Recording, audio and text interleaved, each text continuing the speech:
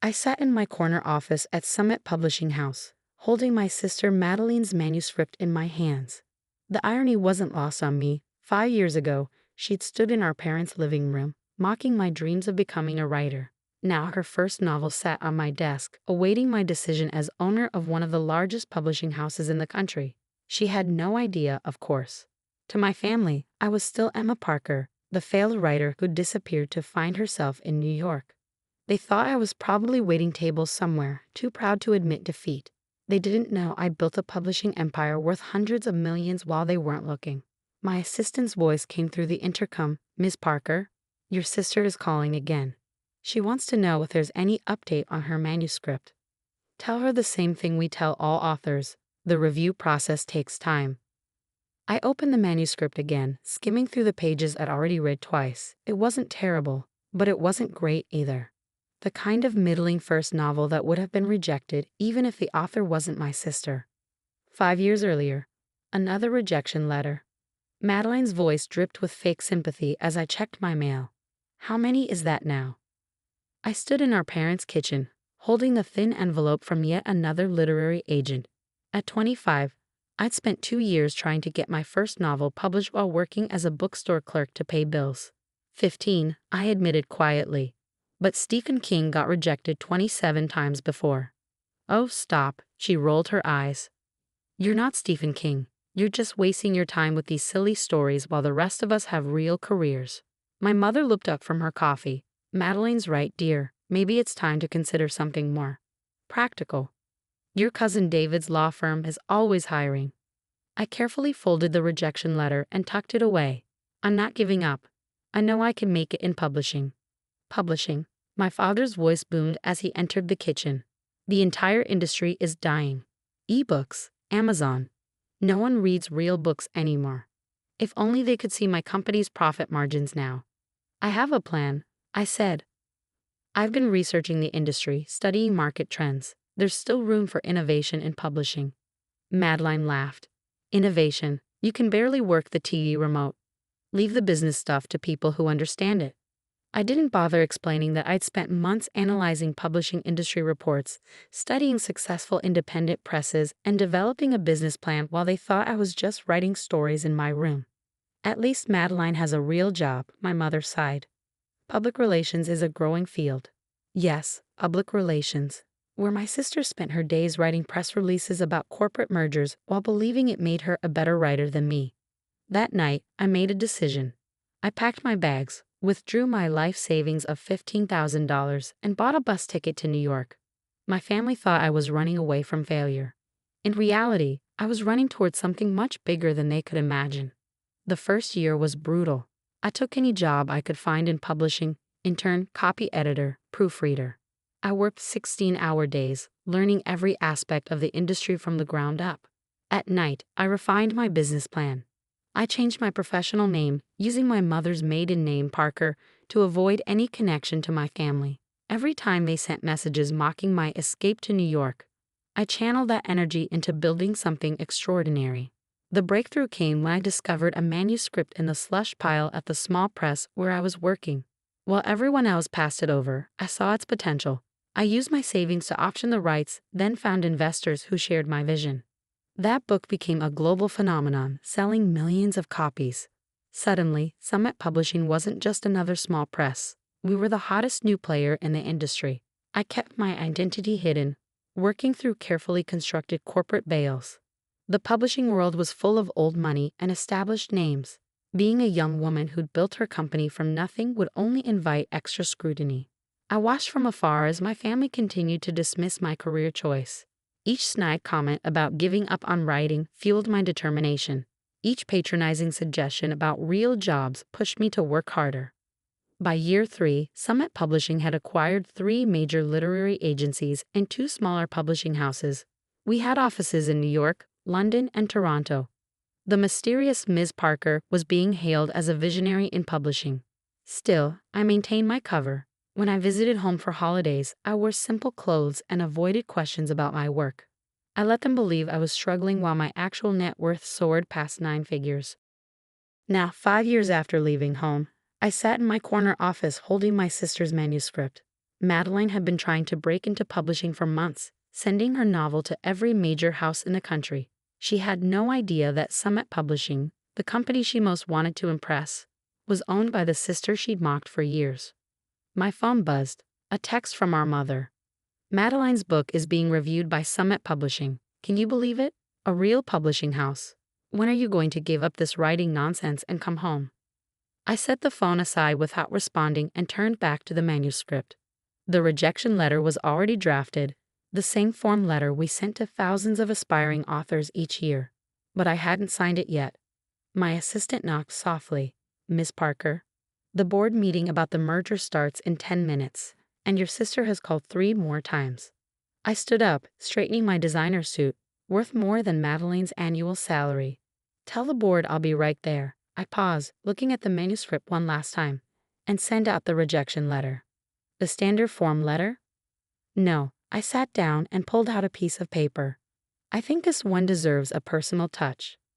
Sometimes the best revenge isn't rejecting someone. It's making them face exactly why they're being rejected. And tomorrow, when the publishing industry's biggest story broke, my family would learn exactly what their failed writer had been doing all these years. The morning my identity was set to be revealed, I sat in my office carefully crafting the rejection letter for Madeline's manuscript. Not the standard form letter we sent to thousands of hopeful authors, but something more personal. Dear Ms. Taylor, thank you for submitting Midnight in Manhattan to Summit Publishing.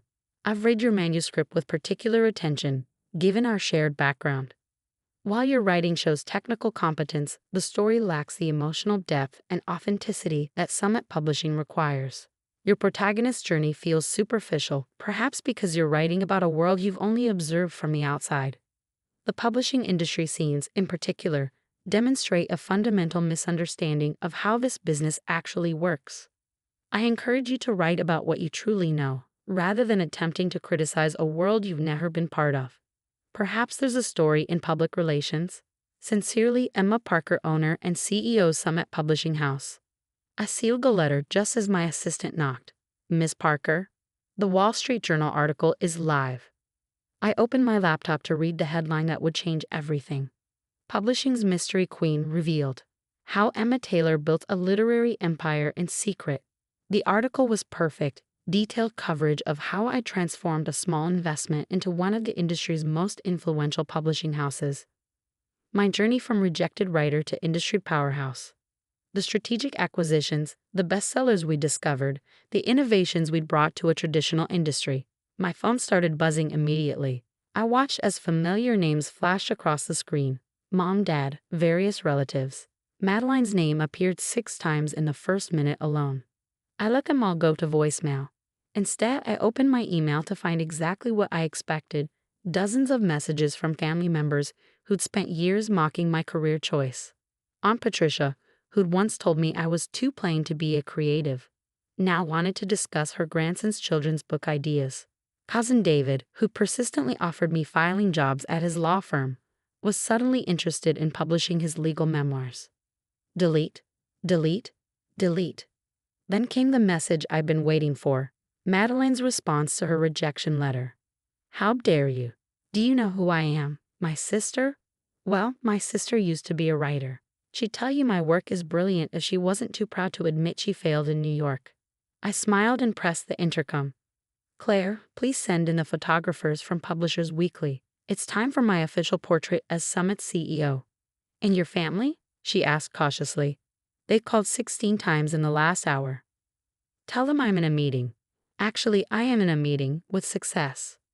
I had just finished the photo shoot when my office door burst open.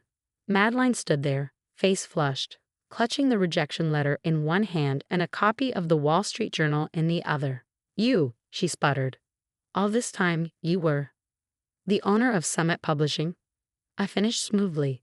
The failed writer who built a $300 million company? Yes, that would be me. She stumbled forward, collapsing into one of my visitor chairs. But you never said anything. All these years, we thought. You thought what you wanted to think, I said, sitting behind my desk. You all decided I was a failure because I didn't follow your prescribed path to success. It never occurred to you that I might be building something extraordinary. My manuscript, she whispered. You personally rejected my manuscript. I did, because it wasn't good enough. I held up my hand as she started to protest. Not because you're my sister, because it wasn't ready. Summit Publishing maintains certain standards regardless of who submits the work. But I'm your sister. Yes, the same sister who mocked my dreams, who called my writing silly, who spent years telling me to face reality. Well, Madeline, this is reality.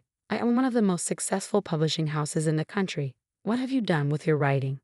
The door opened again, this time revealing our parents, both looking shell-shocked. Emma, my mother breathed. We've been trying to call you. I've been busy, I said coolly, running my company, building my empire. You know, all those things you said I couldn't do. My father stepped forward, his face a mixture of shame and attempted authority. Why didn't you tell us? We're your family. Really? I stood up, gesturing to the wall of bestsellers Summit had published. Was I family when you told me to give up on my dreams? When you said the publishing industry was dying? When you spent 5 years treating me like a cautionary tale? We were worried about you, my mother tried. We just wanted you to have a secure future. I laughed. A secure future? Look around, Mom. I own this building. I have offices in 3 countries. My company just acquired our largest competitor for $150 million. Is that secure enough for you? Madeline held up her rejection letter. Did you have to be so cruel? Cruel? I raised an eyebrow. Like telling someone their dreams are silly is cruel. Like mocking someone's passion is cruel. I gave you a professional critique of your work. The fact that it hurts is because it's true. But we're family, she repeated weakly. Family supports each other, I said quietly. Family believes in each other's dreams. Family doesn't tear each other down. You all forgot that.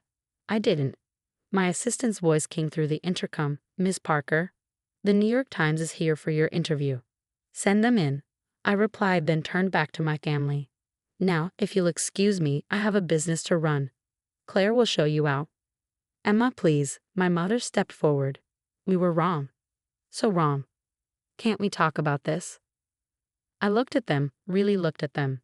My mother's designer dress that suddenly seemed shabby compared to my office's quiet elegance. My father's attempt to maintain his patriarchal authority in a space where he had none. Madeline's dawning realization that her failed sister was now her superior in every way she'd once claimed mattered. You want to talk? I picked up Madeline's manuscript. Let's talk about writing. Let's talk about how you all dismissed this industry as dying while I was revolutionizing it. Let's talk about how the silly stories you mocked have built an empire. We're proud of you, my father said quickly. So proud? No, I cut him off. You're proud of my success. There's a difference. You still don't understand what I actually built here. I walked to my wall of bestsellers, touching the spines gently. I didn't just build a profitable company. I built a place where new voices can be heard, where stories matter, where dreams like mine aren't dismissed just because they don't fit someone else's definition of success. The door opened and the New York Times reporter entered. I turned to my family. Now, if you'll excuse me, I have an interview about how a failed writer transformed the publishing industry. After they left, I sat at my desk, looking out over the New York skyline. My phone was still buzzing with messages from relatives suddenly remembering my existence. Literary agents who'd rejected me years ago now wanted meetings. Former classmates claimed they'd always believed in me. I deleted them all. My assistant brought in my afternoon coffee, served in a mug that read, "Success is the best revenge." Your sister left her manuscript, Claire said. Should I dispose of it? I looked at the pages that had started this revelation. No, send it back to her with a note.